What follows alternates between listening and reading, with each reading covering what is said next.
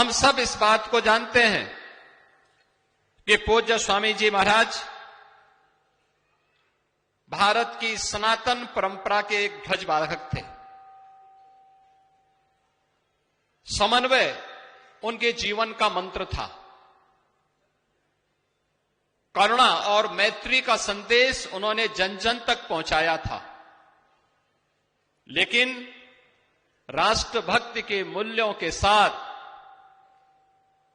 किसी भी प्रकार का सम विषम परिस्थिति में कोई समर्पण नहीं होना है, यानी नाम के अनुरूप उन्होंने जीवन पर्यंत वह कार्य करके दिखाया। मुझे याद है, मैं इसी उत्तराखंड की भूमि पे मैंने जन्म लिया। 1982 में जब भारत माता मंदिर के भव्य लोकार्पण का कार्यक्रम था और अद्भुत कार्यक्रम था। तत्कालीन प्रधानमंत्री श्रीमती इंदिरा गांधी जी भी और राष्ट्रीय स्वयंसेवक संघ के सरसंघ चालक पूज्य बाला साहब देवव्रत जी की उपस्थिति उस कार्यक्रम में एक साथ इस बारे में तय करती थी कि राष्ट्र के राष्ट्राध्यक्ष के प्रति हमारा सम्मान का भाव होगा, लेकिन मूल्यों और आदर्शों के प्रति किसी प्रकार का कोई समझौता भी नहीं होगा। और भारत माता मंदिर का यह अद्भुत मंदिर उस समय जब ये देश विपरीत परिस्थितियों से जूझ रहा था, तब देश को किस प्रकार का आध्यात्मिक नेतृत्व चाहिए, यह पूज्य स्वामी जी महाराज ने भारत माता मंदिर के भव्य निर्माण के साथ साथ उसके लोकार्पण कार्यक्रम के माध्यम से हम सबके सामने एक चिरस्थायी स्मारक हम सबके सामने समर्पित किया, जो प्रत्येक भारतीय के लिए एक नई प्रेरणा है। आज पूज्य स्वामी जी महाराज की स्मृतियां हम सबके सामने हैं। मैं उनकी स्मृतियों को कोटि कोटि नमन करता हूं। ये हमें एक नई प्रेरणा प्रदान कर रहा है और अनंत काल तक ये हम सबकी एक नई प्रेरणा का आधार बना रहेगा। उत्तराखंड हमारी देवभूमि है। उत्तराखंड के 4 धाम वास्तव में भारत की आध्यात्मिक चेतना के आधार हैं। और जब हम लोग बचपन में हरिद्वार आते थे तो सबके मन में ये भाव आता था कि हरि जी की पेड़ी में भी स्नान करना है और भारत माता का भी दर्शन करना है। आप याद करिए, उस समय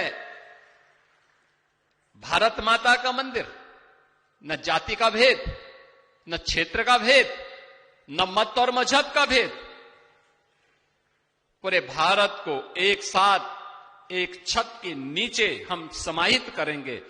भारत को उत्तर से दक्षिण तक, पूरब से पश्चिम तक, उन सब के समन्वय के आधार 1982 में भारत माता मंदिर बना था। और सबसे हाई राइज बिल्डिंग थी, यानी हरिद्वार की और उत्तराखंड की सबसे ऊंची इमारतों में भी उस समय भारत माता मंदिर की नहीं जाती थी।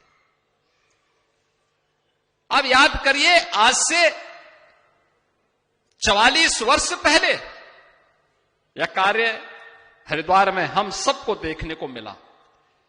और आज उत्तराखंड विकास और विरासत की जिस यात्रा में माननीय मुख्यमंत्री श्री पुष्कर सिंह धामी जी के नेतृत्व में आदरणीय प्रधानमंत्री जी के मार्गदर्शन में चला है, अद्भुत है, अभिनंदनीय है। और इस अवसर पर मैं उत्तराखंड सरकार को उत्तराखंड विकास के लिए किए जाने वाले इस प्रयास के लिए हृदय से मैं उन्हें भी अपनी शुभेच्छा देता हूं, अपनी मंगलमय शुभकामनाएं व्यक्त करता हूं। बहनों और भाइयों, आज ये मेरा सौभाग्य है कि मुझे उत्तराखंड में यहां पर भाग लेने का अवसर, इस समारोह में भागीदार बनने का अवसर प्राप्त हो रहा है। और सचमुच देश के अंदर पिछले 11 वर्ष में हम लोगों ने व्यापक परिवर्तन देखा है, कैसे विरासत और विकास एक साथ चलता है। कहते एक भारत श्रेष्ठ भारत के निर्माण के लिए एक सामूहिक प्रयास सबके सहयोग से आगे बढ़ सकता है। अयोध्या, काशी, मथुरा, प्रयागराज, इन सभी से लेकर के केदारपुरी और बद्रीनाथ धाम से लेकर के हरिद्वार तक विकास की एक लंबी गाथा, विरासत को संरक्षित करते हुए जो आगे बढ़ रही है, यह एक नए भारत के निर्माण की वह गाथा है जिसको सैकड़ों वर्षों से, जिसका इंतजार वर्तमान पीढ़ी को था। वर्तमान पीढ़ी इस बात का इंतजार कर रही थी कि सचमुच हमारी भावनाओं के अनुरूप भारत बन पा रहा है कि नहीं बन पा रहा है। एक असमंजस की स्थिति थी और उस असमंजस की स्थिति से उभारने का कार्य पिछले 11 वर्ष के अंदर हम सब ने इस चीज का एहसास किया है। जब हम भारत की बात करते हैं तो वास्तव में भारत एक भौगोलिक टुकड़ा मात्र नहीं है। भारत की ऋषि परंपरा की तपस्या से, या भारत किसी सत्ता की उपज नहीं है, यह भारत की शाश्वत भारत के ऋषि परंपरा की तपस्या की शाश्वत चेतना का केंद्र बिंदु है हमारा भारत, जिसने जीवन का एक दर्शन दिया है। यहां पर संस्कृति केवल एक आस्था नहीं है, एक जीवन दर्शन है, समग्र जीवन दर्शन है भारत। इसीलिए मैं कहता हूं, किसी एक तिथि में नहीं बना है, किसी एक सत्ता की देन नहीं है।